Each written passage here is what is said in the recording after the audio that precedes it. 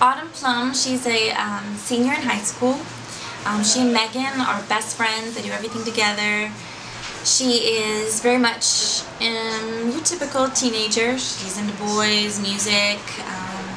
She likes her magazines. She likes what's in and everything, and likes to have fun, go to parties, you know, try to sneak out every now and then.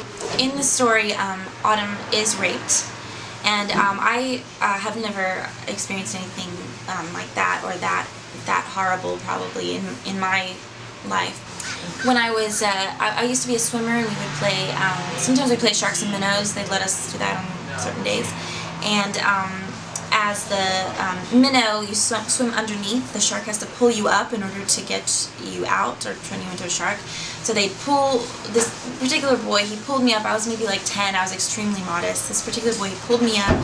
He tapped me on the, he was pulling me up, but he pulled me up by like the swimsuit, and so it like exposed me a little bit, and to him and everything, and I felt such rage that I turned around and I like raked my nails down his back, and I was like crying and bleeding, and I claimed I didn't do it, but obviously I had.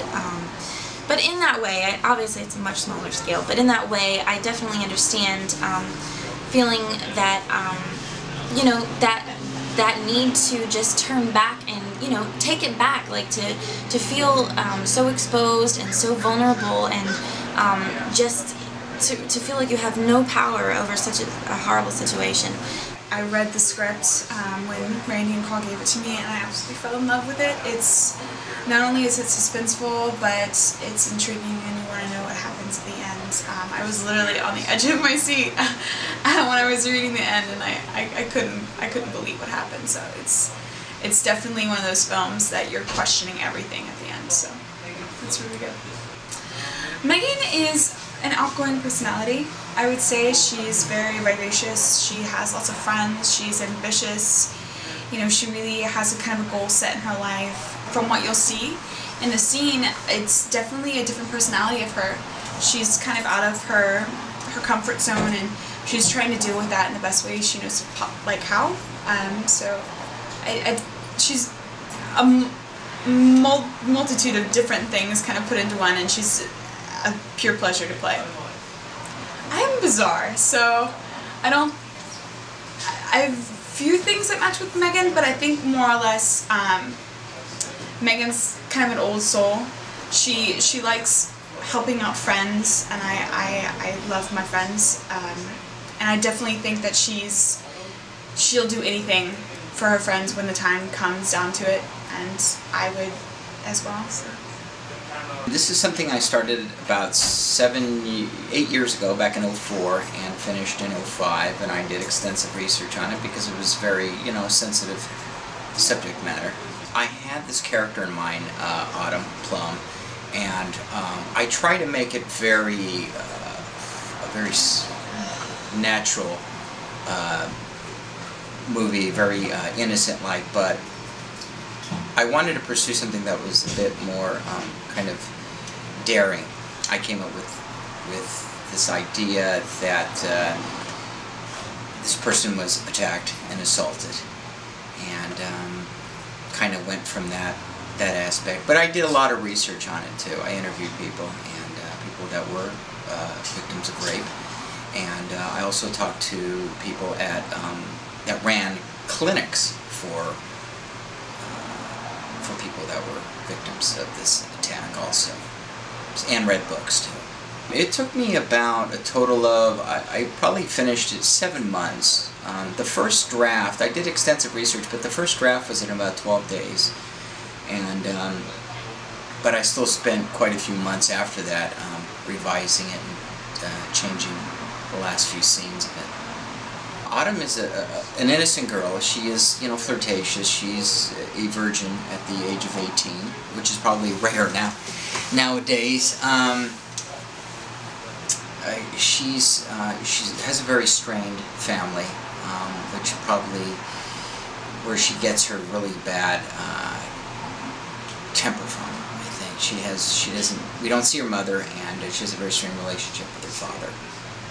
So she's kind of like you know, a daughter on her own. We end the very last scene with hope, and no matter what bad things happen to people, there is hope, and it does get better as long as you keep fighting the good fight of faith. I read this script that Randy wrote in 2005, I believe, and I liked it at the time. And then several years went by, and Randy saw that I made a feature film out of pocket, totally on my own, called Cleaver's Destiny, very low-budget movie, feature length. And he said, "Hey, what about Knowing on a Plum? We could do that." I was like, "Yeah." And I looked at the script once again, and I remembered, yeah, I did like this, and I like it even more now, so let's do this. So we spent pretty much the last year and a half working on a business plan, a schedule. We're going to do a trailer, which is scenes, different scenes from the film, as a way of showcasing the movie and our talents and trying to raise money.